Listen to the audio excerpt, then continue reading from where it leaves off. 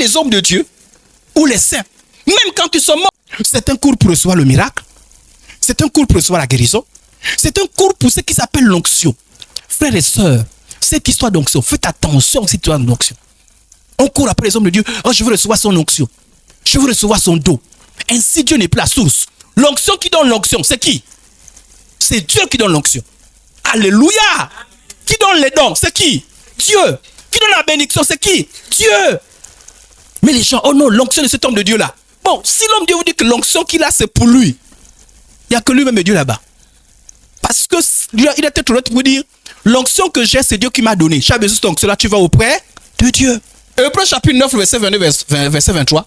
Mais vous êtes approchés de la montagne de Sion, de la cité de Dieu vivant, la Jérusalem céleste, des myriades qui forment le cœur des anges, de l'assemblée des premiers-nés, inscrits dans les cieux, du juge qui est le Dieu de tous, des esprits, de justes parvenus à la perfection. Puisque certains parfois se rendent compte que leur saint, leur oint, leur homme de Dieu est mort. On fait comment? Mais ils n'arrêtent pas leur idolâtrie. Ils disent non, on va connecter à ces liens même dans leur mort. Et ils vous disent, pourquoi vous êtes choqués? Qu'ils ne sont pas morts. Ce sont des justes parvenus à la perfection. Ce sont des saints, ils sont dans le ciel, mais ils font partie de l'église de Christ. Oui, l'église de Christ, c'est qui? C'est l'ensemble de tout ce qui sont de nouveau, morts ou vivants. Les morts en Christ font partie de l'église de Christ. Mais Dieu n'a pas fait les choses en telle sorte que les deux groupes-là, puisque certains sont encore vivants, d'autres sont morts, soient en communion. Et ils disent non, Dieu a fait les choses pour qu'on soit en communion. Autrement dit, ils vous disent que les saints qui sont montés, ils sont toujours en communion avec nous. Et on peut les appeler. D'ailleurs, on n'a pas besoin de les appeler, ils se manifestent même. Ainsi, vous avez des prédicateurs, les prophètes qui vous disent que c'est normal que pendant, par exemple, qu'on est là, qu'on voit l'apôtre Paul qui rentre là, il est au milieu de nous. Ils vous disent, les saints peuvent revenir sur la terre. La preuve, ils vous donnent le verset biblique. 1 Samuel, chapitre 28, verset 11 au verset 12. La femme dit, que veux-tu que je te fasse monter? Et il répondit, fais-moi monter Samuel. Lorsque la femme vit Samuel, elle poussa un grand cri et elle dit à Saül, pourquoi m'as-tu trompé, tu es Saül? Regardez l'histoire de Saül. Saül, c'est un roi. Dieu l'avait établi roi. Mais Saül a commencé à pécher. Il a péché. Et Saül savait qu'il y a certaines choses qu'on ne fait jamais sans l'intervention de Dieu. Et Saül avait besoin que Dieu intervienne parce qu'il devait faire face à des ennemis. Il avait besoin du secours de Dieu. Mais consultant Dieu, Saül se rend compte que Dieu ne lui répond plus. Et comme Dieu ne lui répond plus, Saül veut forcer les choses. Et c'est ce qui arrive à beaucoup de croyants. Parfois dans le péché, ils prient et Dieu ne répond plus. Alors ils veulent forcer Dieu. Ces pratiques-là viennent de quoi? Lorsqu'on veut forcer Dieu, lorsqu'on veut faire parler Dieu quand Dieu a refusé de parler, lorsqu'on veut faire agir Dieu lorsque Dieu a refusé d'agir, de s'humilier, de se rabaisser, les gens ont des pratiques. Donc Saül dit parle. Dieu parle, Dieu ne lui parle pas. Alors il va faire quoi? Saül va aller vers une dame qui avait la réputation de faire venir les esprits de mort. Il va à cette dame-là, qui se cache, il se voile. Il ne dit pas que lui c'est Saül. Il se fait passer pour n'importe qui. Il dit à la dame, moi je suis venu pour que tu m'invoques l'esprit de Samuel. Samuel qui était un vrai prophète. La dame fait ses rituels et un esprit se manifeste.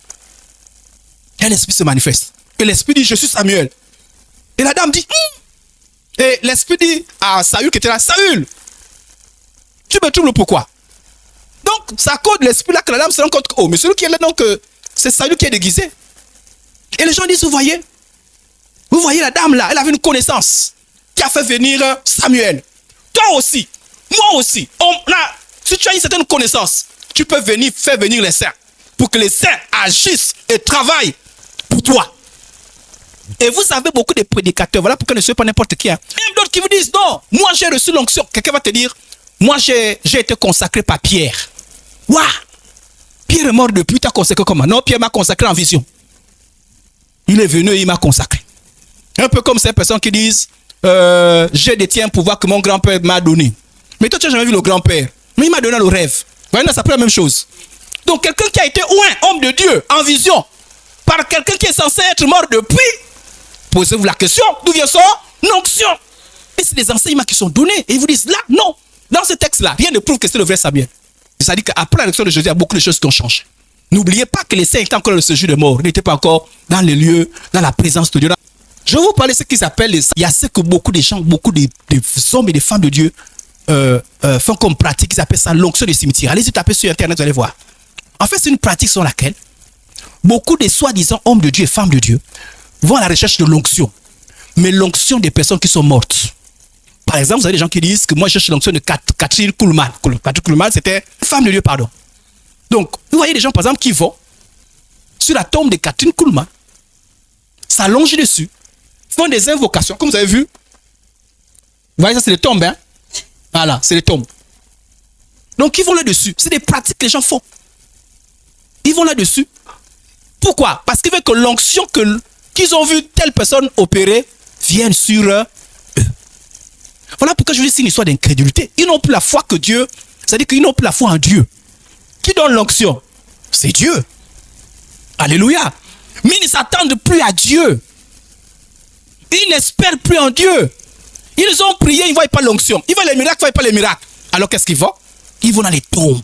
C'est des pratiques. Est-ce que vous avez remarqué que c'est à cause de ça que ceux qui font ces pratiques-là, quand certains hommes de Dieu meurent, ils protègent les tombes. Pourquoi ils protègent? Certains le protègent parce qu'ils veulent qu'entre eux-mêmes, ils font des rituels. Mais en fait, c'est des pratiques occultes. Je ne sais pas si vous comprenez. Voilà pourquoi certains se battent même souvent pour des tombes. C'est-à-dire, les païens comprennent. Les païens comprennent au village, parce que des rituels. Mais où que les saints, ils se battent, protègent les tombes. Oh la tombe, pourquoi on a fait ceci? Pourquoi cela? Parce qu'ils font des rituels qui n'ont plus rien à voir avec la Bible. Parce que dans les croyances, en faisant ces rituels-là, on reçoit l'onction. Donc ainsi, quand un homme qui a vu une donne, par exemple, Branham, il y a des gens qui vont faire des rituels sur les tombes de Branham. Et après ils viennent, hein, c'est les mêmes gens. Hein. C'est les mêmes rituels. Ce n'est pas les catholiques. Hein. Là, je ne parle pas des catholiques. Je parle des évangéliques. Des gens qui condamnent les catholiques avec l'histoire des saints, ils disent catholiques, mais eux, ils vont faire les choses. L'onction, appelle ça l'onction des cimetières. Donc, qui va passer une semaine sur les tombes pour chercher l'onction. Donc, faisons attention à toutes ces choses. Mais quand ils font toutes ces choses-là, qui en manipule? C'est les croyants. Voilà pourquoi faisons attention à toutes ces choses. Alors, ils disent, oui, les saints peuvent revenir. La preuve, Élie et Moïse sont revenus, ils ont rencontré Jésus. Je vous ai dit, faites attention. Il y a eu une transition. Je n'ai pas le temps et je passe rapidement. Et les catholiques, et même chez les évangéliques, il y a ce qu'on appelle les reliques. Alors, les reliques, c'est quoi? C'est-à-dire, le prétexte, c'est l'onction. On dit, et ils vont... Les reliques, c'est quoi? Les reliques, c'est tout objet qui a un lien avec un saint qui serait mort. Par exemple, le pasteur Idriss est mort. Donc, ses habits deviennent des reliques. Ses os deviennent des reliques. On estime que ses os, ses habits, tout ce qu'il a touché, ça a une certaine puissance. Ses habits ne sont pas comme les habits de l'autre personne. C'est quand même ses habits. Ses os ne sont pas comme les os d'autres personnes. C'est quand même ses os. On appelle ça les reliques. Et chez les catholiques, il y a beaucoup de reliques. Et ils ont même ce qu'ils appellent les reliques de Christ. Donc ils ont trouvé des choses. Certains disent que non, c'était peut-être l'habit que Jésus avait porté. Les reliques de telle personne. Et parfois ils amènent des reliques. Je me souviens une fois à Mwanda, ils ont amené les reliques d'un saint, d'une sainte, quelque chose comme ça là. Et ils disent aux gens, venez toucher ces reliques-là. Voilà. Vous voyez, parfois ça peut descendre d'un saint. Et on met ça. Donc quand vous venez toucher, on vous dit que si tu touches ça, il y a la guérison. Tu touches ça, il y a la délivrance. J'espère qu'un jour on ne verra pas des chrétiens qui sont en train de courir. Oh, on a amené le crâne de tel. On a amené les os de tel. On a amené l'habit qu'avait porté telle personne. Le chapeau qu'avait porté telle personne. On appelle ça des reliques. Et certains disent oui, mais c'est biblique. Ils s'appuient sur des histoires. Regardez, c'est l'histoire, je vais raconter ça. C'est Élisée qui meurt. C'était un grand prophète. Un vrai prophète de Dieu. Il meurt. On le met dans une tombe. Et il reste là comme ça. Un soldat, il y avait une situation de guerre, un soldat meurt. Et on prend le soldat là, on dit on n'a pas le temps de chercher un endroit pour le propre à lui pour l'enterrer. Donc on le jette dans la même tombe que Élisée. Quand on le jette dans cette tombe là, dès qu'il touche les os d'Élisée, il ressuscite.